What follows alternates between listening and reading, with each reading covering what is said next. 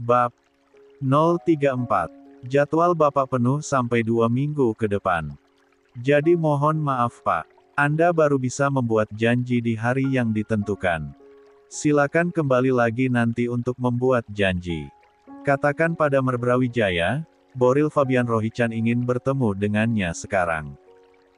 Alex menolehkan wajahnya ke arah samping dan tahu-tahu atasannya tersebut sudah berada di sana. Dengan wajah dingin dan merah pertanda ia kesal karena sudah menunggu lama namun yang dicari tidak bisa ditemui. Saya sudah bilang kalau jangan paksa saya membuat keributan di sini dan kalau Merbrawijaya tahu kalian menghalangi saya tidak yakin kamu masih bekerja di sini atau tidak, tegas Boril. Alex menelan salivanya kasar, begitu juga dengan resepsionis di depannya ini, dia terlihat gemetar karena takut dengan wajah Boril. Alex sendiri merasa takjub bisa-bisanya sang bos mengancam karyawan orang. Dan dituruti pula. Ia lihat sang resepsionis itu menelepon kembali dan saat menyebut nama Boril, dia terkejut langsung menelepon teleponnya. Bapak, Boril silakan naik ke lantai 35. Bapak Aslan sudah menunggu Pak. Ingin rasanya Alex bertepuk tangan. Rupanya ampuh juga bosnya ini. Tanpa menunggu waktu lama, Boril pun pergi ke lantai yang dimaksud sedangkan sang resepsionis tak henti memohon maaf. Suatu kehormatan bagi saya menyambut Anda di sini Bapak Boril. Ucap Aslan Abizar Brawijaya ketika berjabat tangan dengan Boril dan mempersilakannya duduk di tempat ia biasa menjamu rekan-rekan bisnisnya. Kali ini mereka berbicara tanpa asisten mereka.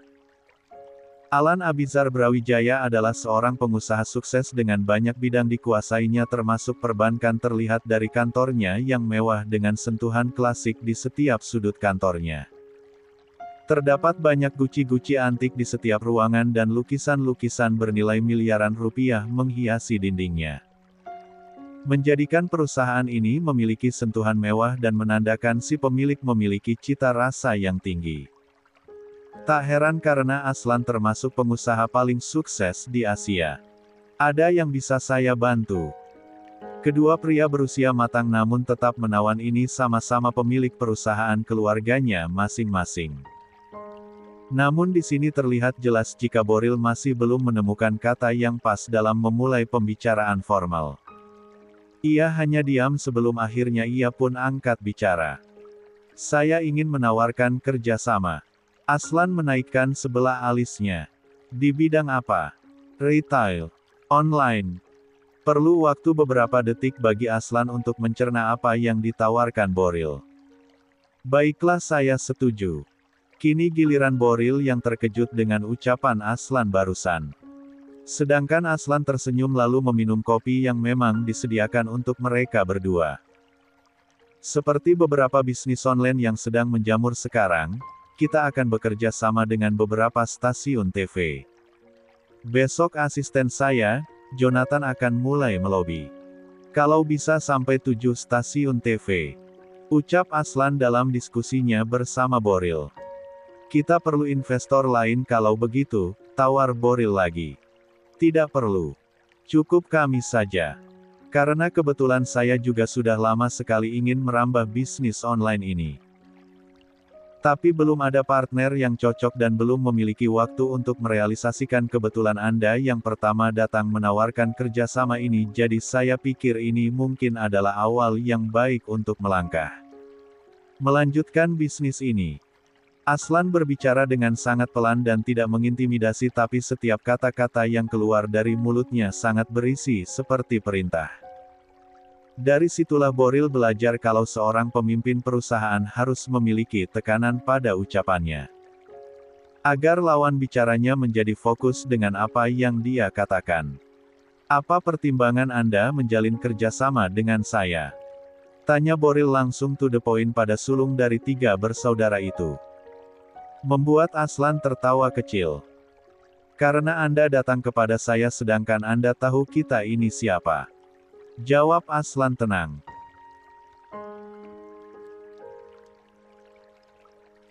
Kini giliran Boril yang tertawa. Dan minum kopi yang disediakan untuknya. Saya telah melakukan kesalahan dan harga yang harus dibayar ternyata sangat mahal sekali. Semua orang pernah melakukan kesalahan, Pak Boril. Begitupun dengan saya bertahan dan menjadi pribadi yang baru adalah pilihan yang tepat. Boril terdiam. Pasti orang di depannya ini sudah tahu perihal apa yang terjadi dengan rumah tangganya sekarang sehingga akan bisa berkata demikian. Namun dia bukanlah orang yang mudah untuk membuka urusan pribadinya meskipun Aslan bukanlah orang asing. Sehingga dia hanya diam tak berniat untuk melebarkan bahasan mereka yang sebenarnya hanya berfokus pada bisnis saja. Baiklah. Terima kasih atas kerjasamanya Pak Aslan, saya harus mengurus segala sesuatunya sekarang, Aslan mengangguk. Kedua pria tampan ini berdiri lalu berjabatan tangan. Senang menjalin kerjasama dengan Anda Pak Boril. Begitu juga saya, besok saya yang akan mengunjungi Anda.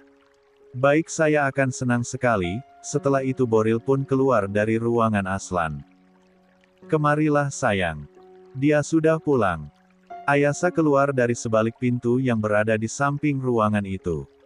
Memang ada kamar kecil untuk beristirahat di ruang kerja Aslan. Dan Ayasa diam di sana sejak Boril masuk tadi. Ia lalu menghampiri Aslan dengan duduk menyamping di atas pangkuannya. Satu tangannya ia gunakan untuk memeluk bahu Aslan.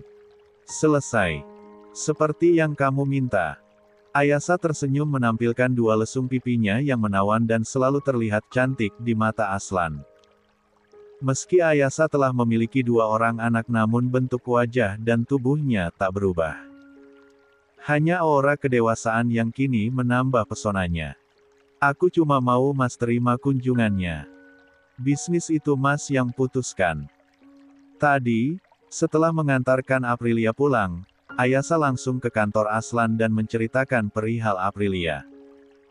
Di saat yang sama, ada kunjungan dari Boril dan Ayasa meminta suaminya untuk menerimanya dengan dia yang sembunyi di kamar. Kayaknya dia mulai serius menekuni bisnis. Dan membuktikan pada Antonio kalau dia bisa berdiri di atas kakinya sendiri. Ucap Aslan sambil merapikan anak rambut Ayasa dan menyelipkan di telinganya. Jadi Mas serius mau bantu dia? Aslan memajukan bibirnya lalu mengangguk yakin. Aku pernah di posisinya dan kehilangan orang yang dicinta itu adalah musibah terbesar dalam hidup. Kini dia sedang memperjuangkannya. Ayasa memandang bangga pada suaminya. Meski terkenal dingin dan kejam dalam dunia bisnis serta sangat disegani oleh para pebisnis lain, tak banyak orang yang tahu kalau pria yang lebih tua 21 tahun darinya itu memiliki hati yang lembut dan penuh kasih sayang. Serta mudah sekali memaafkan orang lain. Tapi aku cuma bantu dalam urusan bisnis. Bukan yang lain. Dan jika dia gagal tidak bisa mengembangkannya, dia sendiri yang tanggung resikonya. Itu sudah cukup. Dan aku yakin demi Aprilia, Boril akan berusaha sungguh-sungguh, ucapan Ayasa itu pun diangguki oleh Aslan. Makasih ya Mas, sudah mau bantu. Tidak gratis. Jawab Aslan singkat dengan senyum yang Ayasa sangat tahu pasti apa itu. Baru dia akan menjawab kalau ia harus menjemput Mia di tempat les, Aslan sudah mengangkatnya dalam gendongan lalu menuju kamar. Mas, aku mau jemput Mia, 10 menit, rayu Aslan. Ayasa berdecak kesal karena 10 menit sama dengan 1 jam baginya. Kalau sudah begini, tugas menjemput Mia akan ia serahkan pada Erika. Sang adik ipar. Sementara ia harus tertahan di sini. Mungkin sampai malam. Sebelum berangkat ke Brawijaya Corporation, bosnya terlihat penuh percaya diri dengan semangat 45. Namun sekembalinya dari perusahaan tersebut Boril terlihat sangat galau dan nampak berpikir keras. Padahal yang Alex tahu, kalau pengajuan kerjasama bisnis online mereka sudah disetujui oleh Aslan Brawijaya. Lalu mengapa kiranya si bos alay nan lebay itu kini malah gundah gulana? Dengan bersender di sandaran jok mobil. Jangan bilang kalau Boril tidak tahu bagaimana caranya memulai.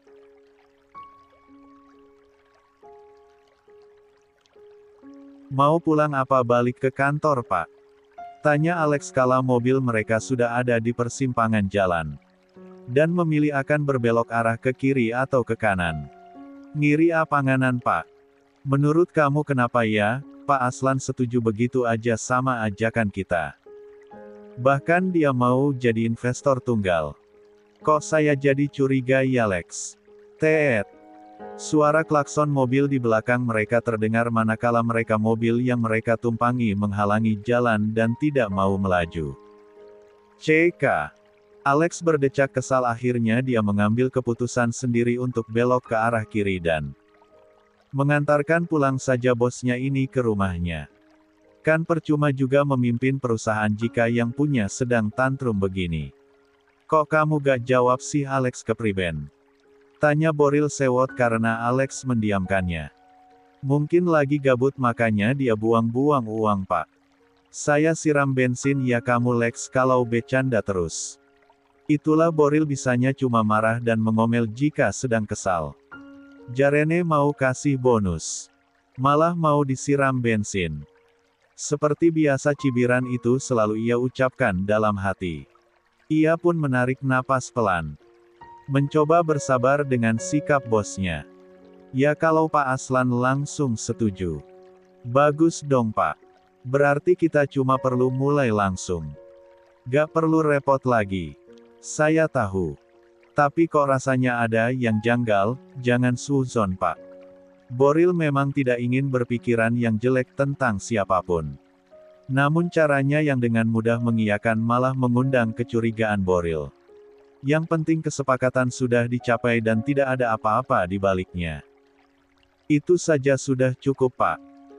Jangan coba tambahin pikiran, Pak. Rileks saja, fokus pada rencana awal Bapak untuk mengembangkan usaha bisnis online ini.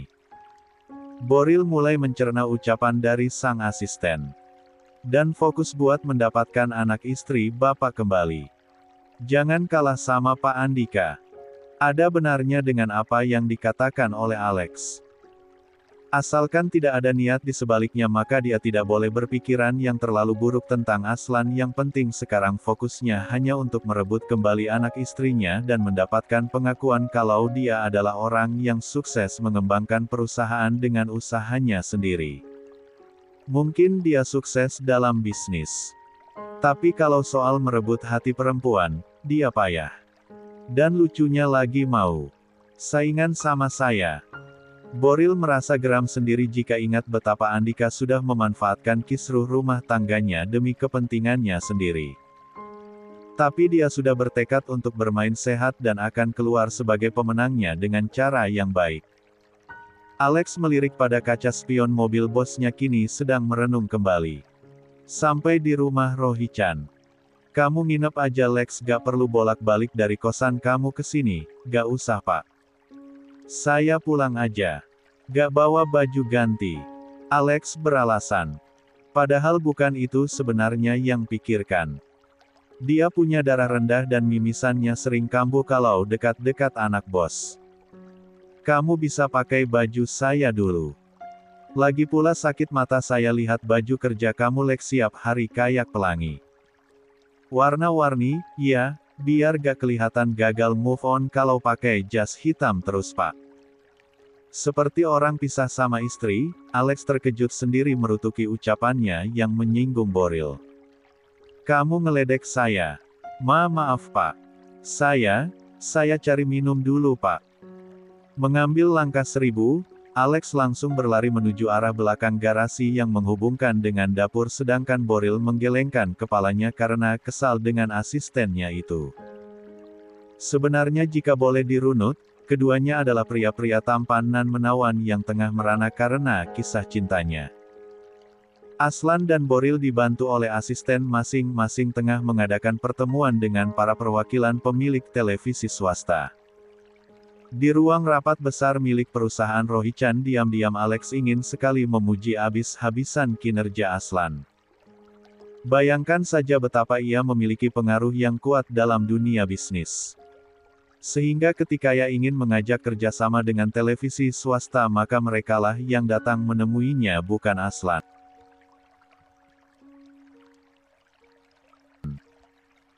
Dan bosnya ternyata tidak canggung ketika harus bicara mempresentasikan hasil kerjanya sehingga dicapai kesepakatan kalau bisnis online ini akan segera dipromosikan. Pertanggal 10 bulan depan, kita sudah mulai bisa mempromosikan ia di televisi dengan durasi waktu sekitar 30 menit. Itu saja yang ingin saya sampaikan. Ucap Boril mengakhiri presentasinya yang ternyata memuaskan para rekan bisnisnya sehingga mereka pun ikut berdiri lalu bertepuk tangan dan saling berjabat tangan menandakan kalau kerja sama ini sudah disepakati dan dimulai. Satu persatu para pemimpin dan perwakilan televisi swasta yaitu keluar dari ruangan meninggalkan Boril dan juga Aslan sedangkan Jonathan dan Alex mengantar para tamu itu sampai ke lobi. Online shop Warungpedia. Nama yang bagus. Aslan membaca tagline yang tertera pada lembar kerjasama. Mereka sepakat untuk membuat konser mini dengan mengundang beberapa penyanyi menandakan launching online shop Warungpedia. Nama bisnis mereka yang baru. Sejauh ini sudah ada Arif Noah dan Menul Daradista sebagai brand ambasadornya. Sedangkan Pak Haji tidak bisa bergabung karena masalah internal. Jadwalnya bentrok bertepatan dengan peresmian Padepokan yang dibangunnya. Ucap Boril pada Aslan sambil membolak-balik berkas hasil rapat tadi. Bisa diganti dengan yang lain. Artis Korea misalnya. Seperti online shop yang lain. Rata-rata mereka menggunakan akses luar negeri juga untuk menarik minat pembeli dan menaikkan pamor brand mereka tentunya dengan menggunakan jasa artis yang sudah memiliki nilai marketing yang tinggi maka otomatis akan naik pamor pula brand mereka.